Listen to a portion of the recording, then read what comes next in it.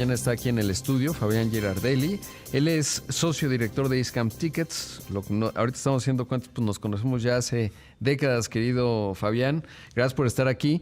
Para hablar de un tema bien interesante, y es, han lanzado una iniciativa, pues que creo que aporta mucho valor para hacer el análisis de los tickets en el comercio mayorista. Estamos hablando de una cantidad grande que nos da mucha data y creo que todos estamos muy curiosos. Va a generar mucho valor esta iniciativa para entender dónde estamos y cómo vamos, ¿no? Bienvenido, gracias por estar acá. No, buenos días, Rodrigo. Gracias por la invitación y me da mucho gusto verte otra vez, ¿no? A mí también. Ya no tenía tanto, como 2-3 años. 2-3 años, sí, yo creo que no estaba contigo. Mira, te cuento, la verdad es que es una iniciativa muy interesante. Agradezco a Eascam y por la oportunidad que me dieron de venir a apoyarlos en montar esto. Esto le hemos llamado Eascam Ticket, ¿sí? Eascam es la compañía en México en realidad que está cumpliendo 25 años midiendo el mayoreo en México. Uh-huh. ¿Qué entendemos por mayoreo? Porque eso es interesante. Cuando vemos los reportes del INEGI, por ejemplo, reporta minorista y mayorista, digamos. Claro. ¿Qué entendemos por...? Claro, el mayorista en realidad es este retailer que atiende todos los tenderos que tienen que ir a comprar en algún lugar sus productos. Claro, por ejemplo, el Zorros acá en el centro del país es un buen ejemplo. Es un buen ejemplo. El Zorro Barrotero es muy buen ejemplo. Y entonces ellos se surten del mayoreo, digamos, para sus tienditas, ¿no? Uh-huh. También están los medios mayoristas que se surten ahí y que van a acercar, digamos, la mercancía a tienditas más lejanas, ¿no? Uh-huh. Entonces, es un canal muy importante. Prácticamente la mitad del consumo masivo pasa por el mayoreo. O sea, categoría más menos, pero para darte un número, la mitad está en el retailer, digamos, los autoservicios conocidos, y la otra mitad pasa por el mayoreo, que acerca el producto a, según INEGI, más de 600,000 puntos de venta. Claro. Según otros. ¿Y cómo se correlaciona? Porque, por ejemplo, recientemente lo que hemos visto en datos reportados por el INEGI, y ahora quiero escuchar los datos que tienes tú en este análisis que hacen, pero pues de repente ahora el mayorista ha caído un poco y el minorista se ha mantenido, digamos, subiendo. ¿Cuál es la relación, digamos, entre los dos componentes, mayorista y minorista? Bueno, siempre está ahí digamos... Porque al final reflejan el consumo, ¿no? Claro. O sea, muy claro, el consumidor final es el que determina el mayorista también, sí. pero digamos, ¿por qué distinguirlo? Sí, finalmente, claro, hay una relación en el mercado muy clara. Yo te diría que los números del mayoreo, lo que nosotros tenemos, refleja lo que está pasando en la tiendita. Uh-huh. ¿Sí? Si lo decimos de una manera muy sencilla, es lo que está pasando ahí. Entonces, cuando tú dices qué es lo que refleja, es lo que pasa ahí. Claro. En la tiendita termina reflejándose en el mayoreo. Exacto. ¿No? Entonces, eso es lo que Eascam ya cumple 25 años haciendo. Y en el año 2023 me invitaron a montar esta iniciativa, que le hemos llamado Eascam Ticket, que ahora el mayorista entonces nos entrega el detalle de sus facturas, sus tickets. Bueno, hablando en el caso de ella hay facturas muy grandes. Para poder tener un mejor entendimiento de ese acto de compra. Claro. ¿no? Del comprador, en este caso ¿Cuántos tickets y con qué técnicas los analizan? Bueno, primero recibimos de parte de ellos toda la información de los tickets tal cual. O sea, vendí $1 millón en esta tienda y el detalle de los tickets o facturas detrás, te suman ese millón, ya lo tenemos en nuestras manos, procesamos toda esta información y claro, tenemos toda una plataforma tecnológica para, imagínate, tengo en mis manos hoy día 300 millones de tickets al año procesados, ¿no? Es decir, entonces tenemos toda una plataforma tecnológica para procesar esa información y después todo un equipo de analytics de gente de ciencia de datos para extraer la riqueza y de información que hay ahí, que es muchísima, ¿no? Claro. Ahora, ¿qué nos dice la fotografía y qué tan rápido van haciendo la fotografía? Es decir, pues los tickets se generan todos los días, pero uno tiene que hacer un corte, si no puedes analizar. ¿Va mes con mes o lo hacen? ¿Cómo lo hacen? Sí, hacemos un cierre mensual hoy y por lo tanto mes con mes. Hoy en mayo, por ejemplo, ¿no? Claro, siempre está como o abril. Ajá. Claro, no, estamos todavía en abril porque mayo tú lo tienes. Sí, acaba de terminar el sábado. Tienes que tener toda la data y procesar. Ajá, digo ayer, ¿no? Claro, entonces tenemos hoy día en las manos. El sábado, perdón, nada más me confundí. El dato de abril, pero en definitiva, claro, desde aquí entonces podemos tener un mayor entendimiento de lo que está pasando en el mayoreo. Porque claro. finalmente esto es muy interesante. Bueno, yo creo que lleva 5 años donde a nivel mundial ha habido mucho auge del análisis de ticket o factura, porque finalmente el ticket es un reflejo del acto de compra. Sí. Es decir, es una radiografía de lo que pasó. Claro. Entonces, en ese entendimiento hay una riqueza de información. ¿Y qué sabemos del primer trimestre? Que veía datos muy interesantes porque tiene que ver con la frecuencia, cómo estamos comprando. Sí. Ahí retrata muy bien sí. cómo compramos, el monto por ticket, sí. si vas menos a la tienda pero un ticket más alto, sí. o si vas mucho y eso sí. te dice algo del ciclo económico. ¿Qué refleja el primer trimestre de 2026? Sí. Primero, dos cuestiones básicas. Uno, un tema estructural que es muy importante y luego la tendencia. En términos estructurales, no sé si para ti es claro, pero el mayoreo lo dividimos en 3 subcanales. Uh-huh. Lo que es el mayoreo puro, que es lo que seguramente todos imaginan del mayoreo, o sea, grandes compras. El catch and carry, que es algo que el mayoreo está impulsando mucho. Y autoservicios propios del mayoreo. Uh-huh. O sea, cuando hablamos del mayoreo, hoy día, la gran mayoría de los mayoristas tienen esos 3 subcanales. ¿Cuál es el catch and carry? Sería como unas tiendas club que como comparativo, digamos. Sí. O sea, por ejemplo, para decir Sam's, Costco, ¿entra en esa categoría? Que parece más minorista de repente, ¿no? Claro, pero, claro, justo es lo que analizamos con los tickets. Sí. Es decir, la relevancia de lo que sería un consumidor final versus una tiendita. Sí. ¿no?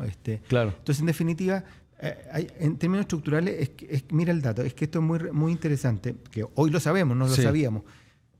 El ticket promedio, por ejemplo, de un mayoreo puro es en torno a 12.500 pesos. 12.500. 12.500, ajá. El ticket promedio de un catch and carry es 850 pesos. Tiene lógica, ajá. Y un ticket promedio de un autoservicio propio es 150 pesos. Sí. O sea, cuando tú partes solo del ticket promedio, ajá. son mundos totalmente diferentes. Sí, se te pierde todo.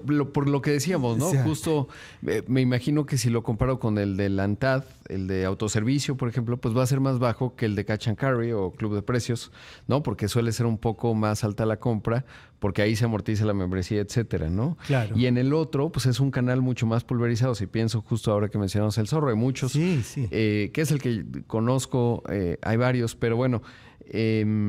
ahí pues es un consumidor mucho más recurrente, ¿no? Y la tiendita que va y viene o... Sí. Entonces es interesante porque desde solo ese dato te das cuenta que son compradores totalmente diferentes. Sí.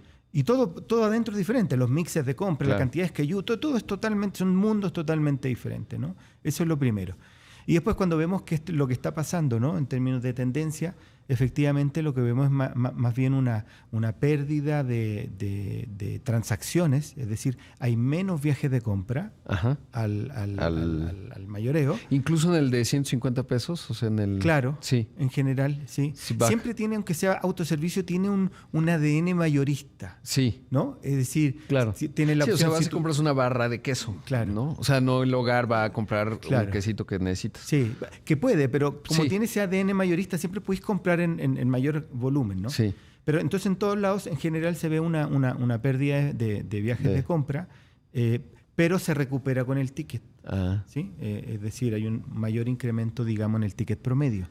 Entonces, en definitiva, esto hace que lo compensa generando un crecimiento en valor bajo, ¿no? En general, en el año ha estado creciendo 3%, 4%. El mercado, el mundo de mayoreo, pero con esta mezcla diferente, es decir, realiza menos viajes, pero en ese viaje con desembolsos mayores, que esto es lo que impulsa finalmente el canal, con crecimiento bajo, digamos, o no tan grande, ¿no? Sí, que para una economía que creció 0.4% anual, tampoco está mal. No, tampoco está mal, ¿no? O si lo vemos mes con mes, la caída fue ¿de cuánto fue? 0.6%, si no me falla la memoria. Así que bueno, Fabián, debo hacer un corte, platicamos algunos datos que es fascinante pues escuchar y tener este nivel de análisis. Estoy esta mañana platicando con Fabián Girardelli. Él es el socio director de Iscam Tickets. Estamos hablando del análisis enorme que tiene, 300 millones de tickets anuales. Nada más para precisar el número del PIB. No sé por qué tuve un lapsus el fin de semana, pues yo creo que me afectó.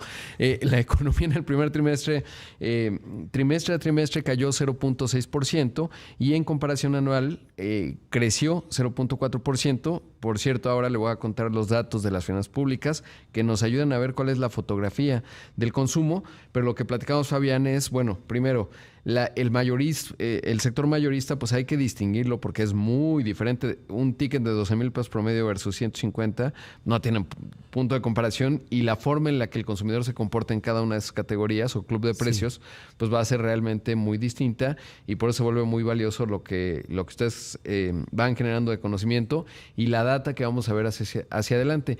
¿Qué dirías con el análisis que llevan? ¿Cómo se ve la tendencia del segundo trimestre? Bueno, en el sector yo diría que para ser como concreto hay dos factores, uno que ayuda y otro que no tanto, ¿no? Uno, el sector, si hay una preocupación hoy día, tiene que ver con temas de inseguridad, ¿no? Porque el mayoreo, entendamos que atiende a todo el país, a todas las zonas del país, distribuido por todo el país, y tenemos en ciudades que hay complicaciones, ¿no?